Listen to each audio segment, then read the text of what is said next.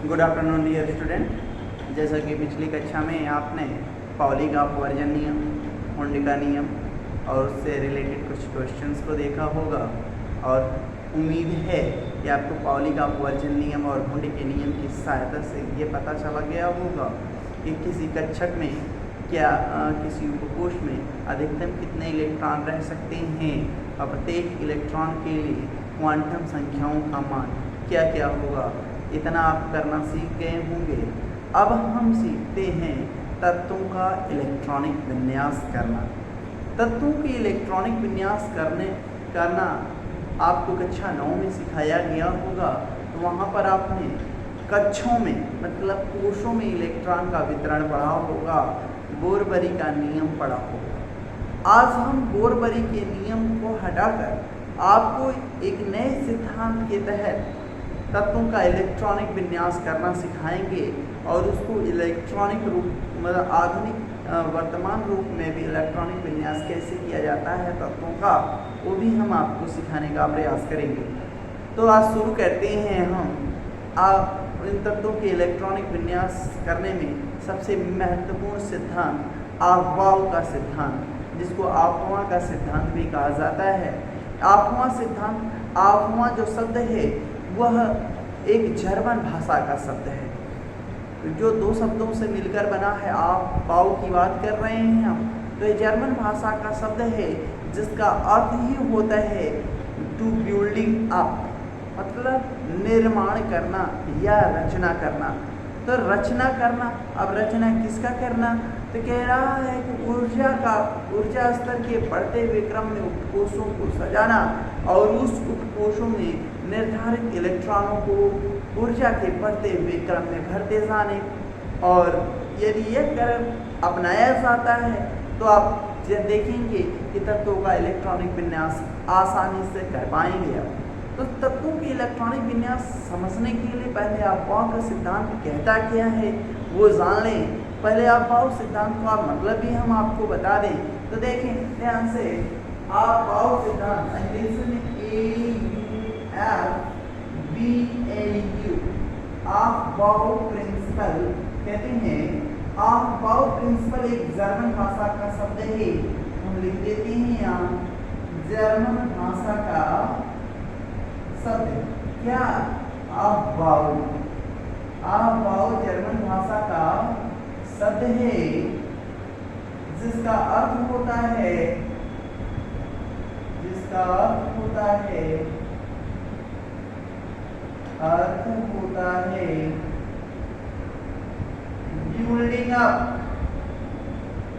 Building up अर्थात हिंदी में बोलेंगे निर्माण करना। यह साइंटिस्ट का शब्द नहीं है, साइंटिस्ट का नाम नहीं है। इसका अर्थ होता है एक लैंग्वेज है जिसका अर्थ ही होता है बिल्डिंग अप अर्थात निर्माण करना या रचना करना। अब क्या रचना करना है वो भी देखें और यह नियम या सिद्धांत कहता क्या।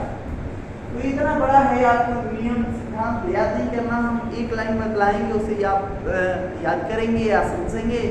कहता है अफबाउ सिद्धांत हाइड्रोजन परमाणु की नाभिकीय आवेश के क्रम से एक एक इकाई बढ़ाकर और न्यूनतम ऊर्जा स्तर के रिक्त कक्षकों में क्रम से एक एक इलेक्ट्रॉन डालकर हाइड्रोजन परमाणु से किसी भी बहु इलेक्ट्रॉनिक परमाणु का इलेक्ट्रॉनिक विन्यास बनाया जा सकता है।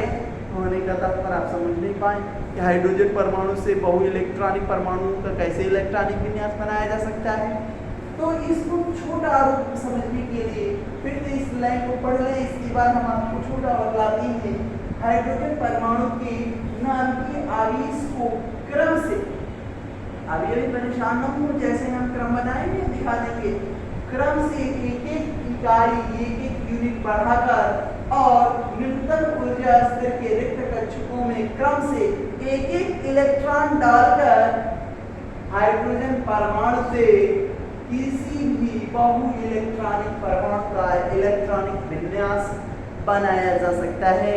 यानी कि मतलब 1 या 7 से शुरू करके आप अलग अलग परमाणु का इलेक्ट्रॉनिक विन्यास कर पाएंगे। कैसे करेंगे, ध्यान दें। इसको छोटा रूप क्या कहते हैं? आपको सर इतना बड़ा सिद्धांत तो याद होगा नहीं, हम याद करने के लिए नहीं कह रहे, हमने कभी नहीं कहा केमिस्ट्री याद करो। समझो आप, कहता है आप सिद्धांत, आप सिद्धांत कहता है कि परमाणु में या परमाणु कक्षकों में इलेक्ट्रॉन का भराव होता है, तो इलेक्ट्रॉन सर्वप्रथम जब ऐसे कर दे रहे हैं, जब परमाणु कक्षकों में इलेक्ट्रॉन का भराव होता है,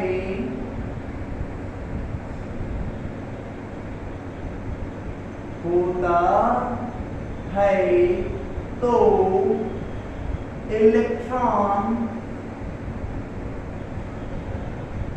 सर्वप्रथम न्यूनतम ऊर्जा स्तर के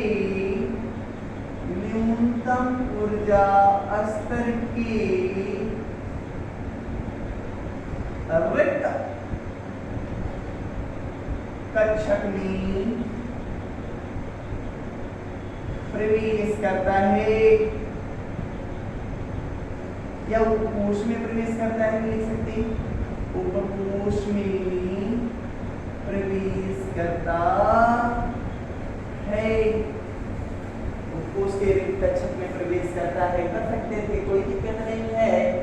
जब परमाणु कक्षकों में इलेक्ट्रॉन का भराव होता है, कि आपने पढ़ा है, तो इलेक्ट्रॉन सर्वप्रथम न्यूनतम ऊर्जा स्तर के रिक्त उपकोष या कक्षक में प्रवेश करता है, यही आपको याद करना है। अर्थात इलेक्ट्रॉन का भराव न्यूनतम ऊर्जा स्तर से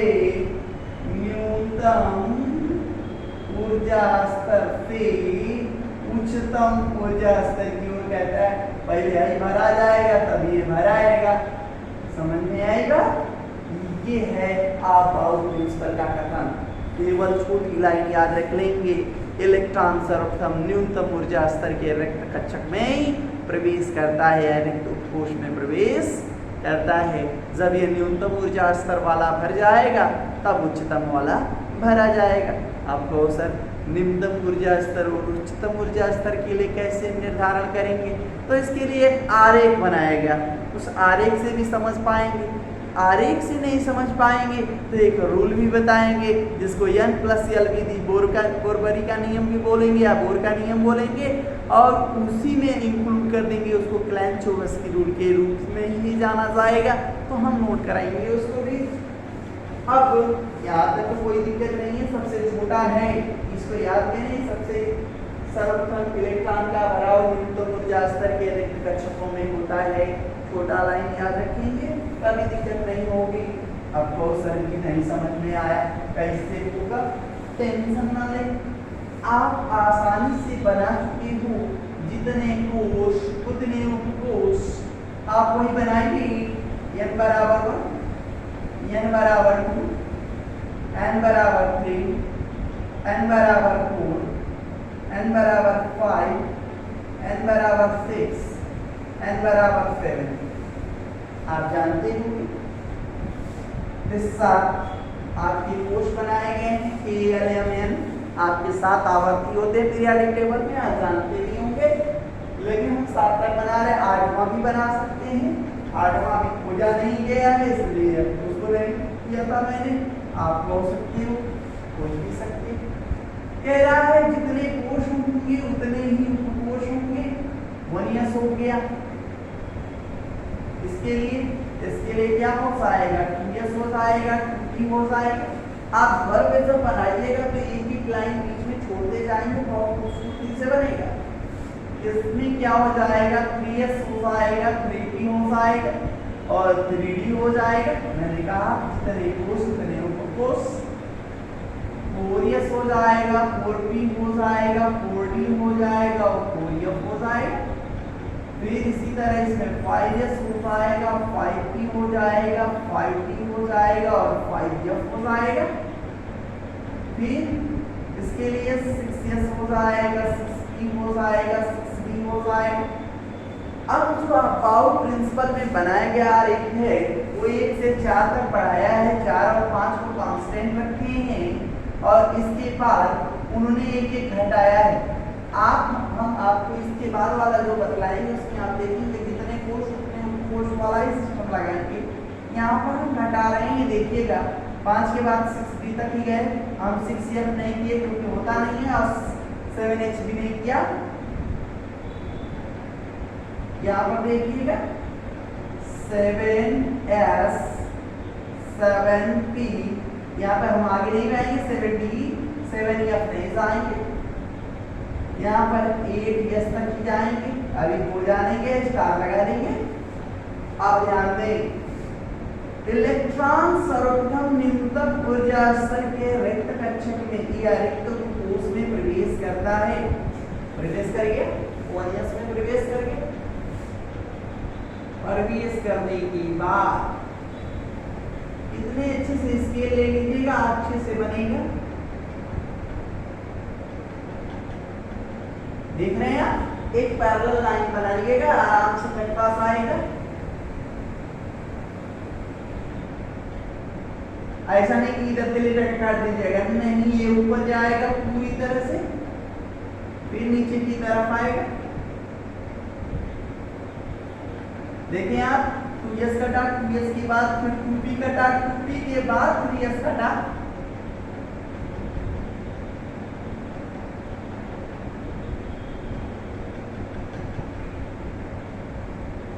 ये फिर से कट गया। आप देखिए हमने गोला बना दिया, इन सर्कल लगेगा तो समझ में आएगा कि यहाँ कोई पूछ रहा होगा।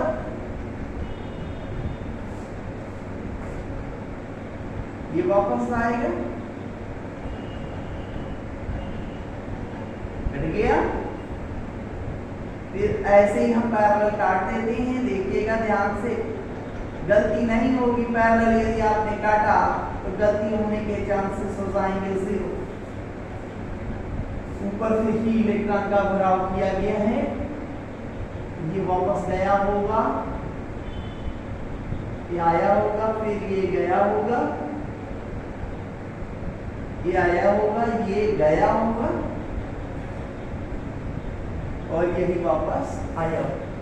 तो इससे क्या आप समझा पाए? तो ये तो क्रम है, काटने का ट्रिक था। अब कैसे इसको लिखेंगे? तो हम लिखने जा रहे हैं कि आपने यही पढ़ा है अपाव सिद्धांत कि इलेक्ट्रॉन का भराव सर्वप्रथम न्यूनतम ऊर्जा स्तर में होता है, तत्पश्चात उच्चतम ऊर्जा स्तर में होता है। तो ऊर्जा स्तर का जो बढ़ता हुआ क्रम बना लें तो पहले न्यूनतम भरा जाएगा, फिर उच्चतम भरा जाएगा, क्रम हमें याद रहेगा तो हम क्रम याद कर लेंगे। ये नहीं याद रखेंगे, लेकिन ये याद रखेंगे तो वो याद करना नहीं पड़ेगा। अब इसको और आसान से भी सिखाएंगे। अभी आपने क्रम देख लिया, इसको राइट डाउन भी कर लेंगे ऐसे जैसे आपकी बुक में भी बनाया गया होगा, एकदम ऐसा ही बनाया गया है।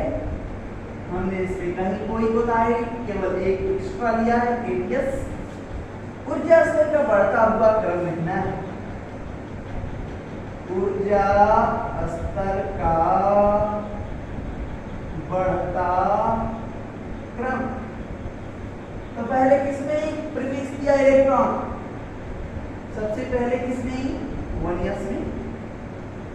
ये देखिए, ये न्यूनतम हो गया, ये उच्चतम होगा। फिर किसमें प्रवेश किया? 2s में।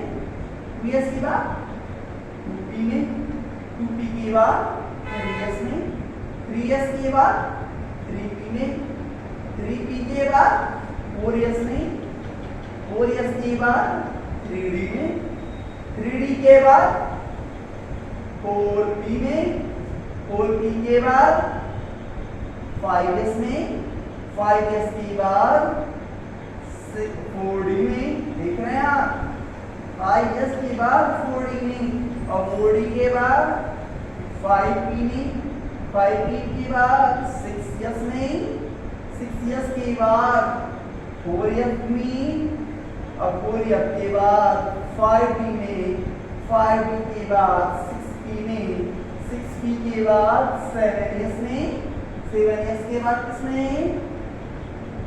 5f में, 5f के बाद 6d में, 6d के बाद 7p में। जैसे ही यहाँ तक करेंगे आप 7p तक करेंगे, आप जितना अब तक खोजे गए 118 तत्व हैं उनका इलेक्ट्रॉनिक विन्यास हो जाएगा। और 119 और 120 का जब करना होगा तो आपको 8s लगाना पड़ेगा। अब इसको हम और भी सरलता से बताना चाहें तो क्या करेंगे, ध्यान दीजिए। फिर से बनाने जा रहे हैं, देखिएगा हमने आपको जो बताया हम उसी पॉइंट पर रहेंगे। जितने कोष उतने ही उपकोष होते हैं। उस आधार पर अभाव सिद्धांत का मॉडर्न क्या है, जो मॉडर्नाइज कर दिया गया है, इसको क्या है वो ध्यान दीजिएगा। अभाव सिद्धांत से हटा रहे थोड़ा सा, n बराबर 1 के लिए 1s 2p 2s 2p, 3 में 3s 3p 3d, 4 में 4s 4p 4d 4f, 5 में 5s 5p 5p।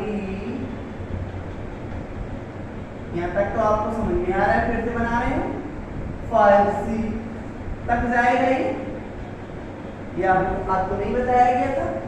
जितने कोष 5 है तो 5 तक जाएंगे।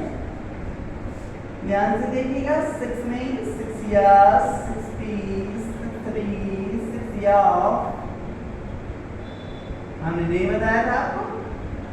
6h हमने बोला था, 6i तक जाएंगे। n बराबर 7 में 7s 7p 7d, नहीं बताया था आपको। 7f 7 स्टार लगा रहे क्योंकि ये पूरे नहीं गए, आना ही इसका उपयोग है। 7s 7 I फिर G, आप जो भी मान रहे हैं, क्या मान लिया आपने, GHI फिर J मान लीजिए, आपका मानने का क्रम है, आपने मान लिया। उसी प्रकार अभी तो एक हो जाए नहीं गया तो 8s ये से स्टार स्टार स्टार वाला हो जाएगा। अब आपको जैसे कर दिया जाए कि अभी तक तो आपको पता है कि 118 तत्व का इलेक्ट्रॉनिक विन्यास कर सकते हो। और यदि आपको कह दिया जाए 129 का करो 150 का करो तो क्या करोगे, आप बेहोश हो जाओगे। नहीं, आप इलेक्ट्रॉनिक विन्यास करोगे। कैसे करोगे, हमने कहा पैरेलल काटना, काटते जा रहे, देख रहे जितने कट जा रहे,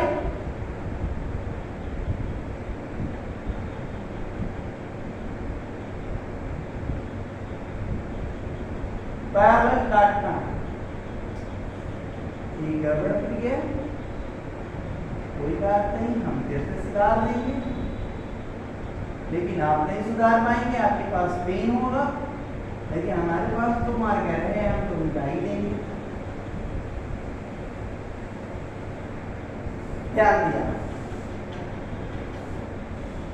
इतना तो बहुत ज्यादा हो रहा है। अभी ये सब बाकी रह गए। अब देखिए आपका क्रम केवल 8s तक गया था ना। अब 8s के बाद इलेक्ट्रॉन कहाँ भरे जाएंगे, ये समस्या थी आपकी। 8s के बाद इलेक्ट्रॉन कहाँ भरा जाएगा, एक नया कोष खोजा जाएगा जिसका नाम होगा जीव कोष।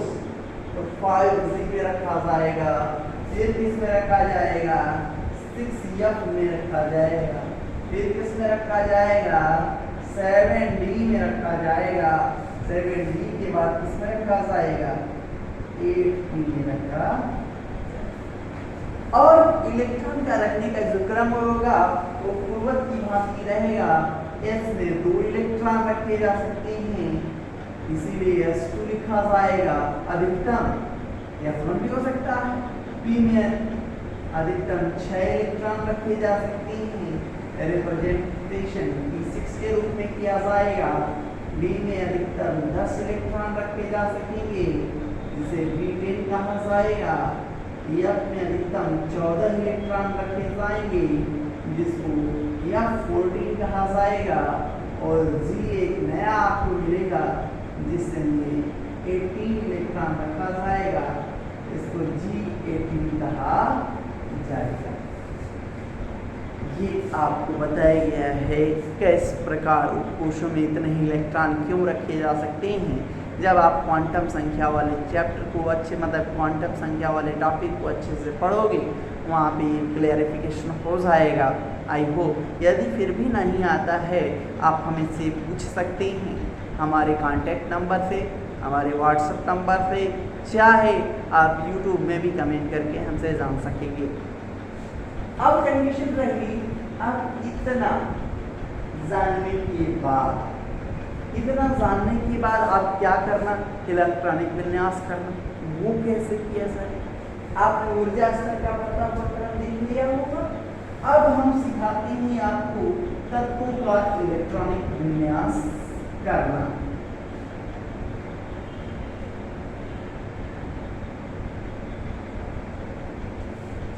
तत्वों का इलेक्ट्रॉनिक विन्यास करना। नेक्स्ट टॉपिक हमारा यही होगा, तत्वों का इलेक्ट्रॉनिक विन्यास। इसमें S, P, D व F में करना। तो आप कुछ तत्व लिखे जाएं। 1 हीलियम का होता है, 2 लिथियम का, 3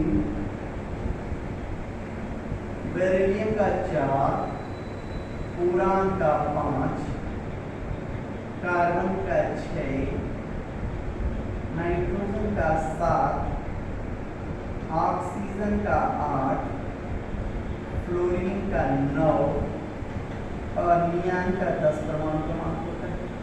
हमें इलेक्ट्रॉनिक विन्यास करना है।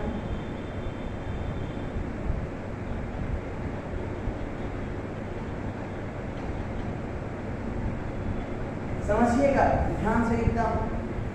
देख रहे हैं ये जो आगे का जो नंबर लिखे गए हैं 1 2 3 4 5 6 7 8 9 10, ये ऊपर कुछ तत्वों का परमाणु क्रमांक है। हमने आपको पहली क्लास में जब आपको पढ़ाना शुरू किया होगा एटॉमिक स्ट्रक्चर वहाँ पर बतलाया होगा। यदि तत्व का परमाणु उदासीन है तो उसका परमाणु क्रमांक ही उसके इलेक्ट्रॉनों की संख्या होती है। तो इन परमाणुओं की इलेक्ट्रॉनों की संख्या यही होगी। तो हाइड्रोजन में इलेक्ट्रॉन कितने हैं? 1। तो कैसे आप उसको रखेंगे, जानेंगे कैसे, इलेक्ट्रॉनिक विन्यास कैसे करेंगे। तो देखिए ऊर्जा स्तर का बढ़ता हुआ क्रम लिख लेंगे आप गाउस सिद्धांत वाला। 1s लिख लेंगे, 2s लिख लेंगे, इसमें भी 1s लिख लेंगे, 2s लिख लेंगे, इसमें भी 1s लिख लेंगे, 2s लिख लेंगे, 2p लिख देंगे, इसमें भी 3s लिख देंगे, 1s लिख लेंगे, 2s लिख लेंगे, 2p लिख लेंगे, 2p के बाद क्या आएगा 3s लिख लेंगे। उतना जाएगा ही नहीं, 2s 2p तक जाएगा ही। 1s 2s 2p, 1s 2s 2p, 1s 2s 2p, 1s 2s 2p। बहुत आसान सरल रूप बता रहे हैं, आप जानते होंगे तो कोई बात नहीं। आपने लिख लिया तो क्यों नहीं जाएगा, इसमें मुझे दिखा देंगे। इसमें कितने इलेक्ट्रॉन? 1। और आपको पता है कि S में कितने इलेक्ट्रॉन रखे जा सकते हैं? 2। सर जी ने बताया P में कितने रखे जा सकते हैं? 6 इलेक्ट्रॉन रखे जा सकते हैं। इसमें तो यस 1s ही है ना, तो 1 तो 1 प्रथम ऊर्जा स्तर को दर्शा रहा है। कितने इलेक्ट्रॉन है? एक ही है, तो इसी में रखा जाएगा, इसकी जरूरत ही नहीं। समझ में आई बात? अब कह रहा है हीलियम में आ रहे, हीलियम में कितने इलेक्ट्रॉन है? 2 इलेक्ट्रॉन। तो यस कहता है हम 2 इलेक्ट्रॉन रखे जा सकते हैं, हम ही में पूरा का पूरा रख दो, इसकी जरूरत नहीं है। कहता है कि जब ये भर गया, लिथियम में देखिए 3 इलेक्ट्रॉन है ना, तो कहता है 1s2, हमारे में अधिकतम 2 रख सकते हो आप। 2 रखने के बाद आपको अगले में आना होगा, तो 1s के बाद क्या आता है 2s। अभी हमारे इलेक्ट्रॉन कितने बच गए? 2 तो भरा गए, अभी 3 में से 2 घट गया, तो कितना बचा? 1 इसमें रखा जाएगा, इसकी जरूरत। बेरिलियम की बात करते हैं, बेरिलियम कितने इलेक्ट्रॉन? 4।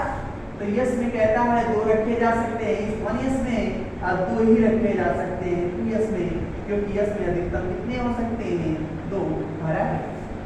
बेरिलियम के बाद आता है बोरान का नंबर। बोरान में कहता है कि कितने इलेक्ट्रॉन, तो कहता है कि सर बोरान में देखिए 1s की बात करते हैं आप, तो 1s में 2 इलेक्ट्रॉन रखा जाएगा, 2s में भी 2 इलेक्ट्रॉन रखा जाएगा, 4 को हो गया, और बचा किसमें, तो अगले में चला जाएगा तो P1 हो जाएगा। देखिए कैसे मिला लेंगे, 2 तो 4 और 1 5, सही है। यस में अधिकतम 2 रख सकते हैं, पी में तो 1 से लेकर 6 तक रखे जा सकते हैं। अब ध्यान दीजिएगा 6 इलेक्ट्रॉन है तो 2 में यस भर गया, 2 में यस भर गया, अब बाकी एम में, क्योंकि इसमें तो अधिकतम 6 रखे जा सकते हैं, अभी तो ये 6 हो गया, नहीं 2 तो 4 तो 6, साथ में देखिएगा 1s2 2s2 2p3, 2 2 4 3 7, 2 2 4 4 8, कितने 8 हो गया, 2 2 4 और 5 हो गया। फिर देखिए 2 2 4 2 2 4 6 10 कंप्लीट, 2 2 4 5 9 हो गया था, यहाँ पे कितना हो गया 10। आपने यहाँ तक इलेक्ट्रॉनिक विन्यास कर लिया। अब पी में कितने हो गए 6, अब 11 की बात आएगी तो वो भी देखिए आगे ही दिखाते। अभी ये तो बहुत आसान चल रहे हैं, कठिन में आएंगे तो बताएंगे और अच्छे से।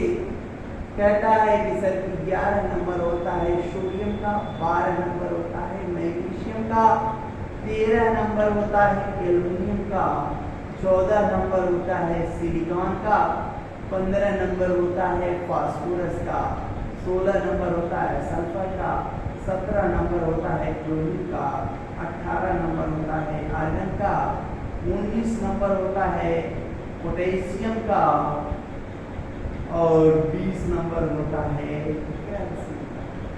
हमने बताए होंगे कि तत्वों के जो संकेत हैं वो कुछ लैटिन भाषा से दिए गए हैं और कुछ अंग्रेजी भाषा के शब्दों से लिए गए हैं, ये बताया जा चुका है। और हम तो आपको 30 तक याद कराया है, यदि आपने 30 तक याद नहीं किया है तो कर लें, क्योंकि 30 से आप 118 याद करने वाले हैं। कुछ ही दिनों की बात नहीं कर रहा हूँ, कुछ क्लास के बाद। देखिए 11 इलेक्ट्रॉन हैं, अभी तो इसमें जो परमाणु क्रमांक है वह इलेक्ट्रॉनों की संख्या है। अब इसको कैसे भरोगे भैया, तो कह रहा है कि सर जी आपने जो बताया वो ट्रिक अपनाएंगे। 1s के बाद 2s, 2s के बाद 2p, 2p के बाद 3s, 3s के बाद 3p रख लेंगे। मान लिया बड़ा है, एक बार तो चलना ही पड़ेगा ना पूरा लेके, यहाँ तक हम ले लिए। अब यस में कितना अधिक से अधिक 2, यस में अधिक से अधिक 2, पी में अधिक से अधिक 6, गिन लीजिए भैया 2 2 4 6 10। अब एक रख लीजिए, इसमें 11 नहीं हो गया क्या, इसकी जरूरत ही नहीं, अभी तो यस खाली है एक, है ना। ध्यान से देखिएगा 1s2, इसके लिए 2s2 2p6, यहाँ तक भर गया। 3s में गए 2 इलेक्ट्रॉन लेके, यस में अधिक से अधिक 2 इलेक्ट्रॉन रखे जा सकते हैं, 2 इलेक्ट्रॉन रखा, 2 2 4 6 10 2 12, कितने 12, अब 13 इलेक्ट्रॉन आ गया। 1s2 2s2 2p6 3s2, यहाँ तक तो जानते थे आप सब कि सर 3s के बाद क्या आएगा 3p, 3p लाइए और उससे एक इलेक्ट्रॉन रख दीजिए, देखिए 13 हो जाएगा। 2 2 4 अच्छा 10 और 12 1 13 जो पावर में दिख रहा है ना उसको जोड़ेंगे, वही इलेक्ट्रॉन है, इसमें जोड़िए 1s2 2s2 2p6 3s2 3p2, इसमें जाएंगे तो 3p3 कर दे जाएगा इसमें जाएंगे 3p4 कर दीजिएगा, 3p5 कर दीजिएगा, 3p6 कर दीजिएगा, भर गया 18 तक हो जाएगा, एकदम आसानी से कर पाएंगे। अब चलते हैं 19 की बात। तो आप फिर से लिखना शुरू करें 1s2 2s2 2p6 3s2 3p6, फिर 3p के बाद क्या आएगा 4s 1 करेंगे तो 19 हो जाएगा, और लास्ट में 4s2 कर देंगे तो 20 तक हो जाएगा। आज के लिए इतना ही, इतना आप घर पे करना सीख जाएं। हम आपको कल ये सिखाने का प्रयास करेंगे कि 3s के बाद 3p के बाद 3d क्यों नहीं आता, 4s क्यों आ जाता है, मतलब 3d से पहले 4s क्यों आता है। इसके लिए एक नया नियम बताया जाएगा। उस नियम को जानने के बाद आगे का 21 से लेकर 30 तक पढ़ाए जाएंगे इलेक्ट्रॉनिक विन्यास, और इसके बाद आपको बतलाए जाएंगे आप बाउ नियम के अपवाद। आज के लिए इतना ही, थैंक यू।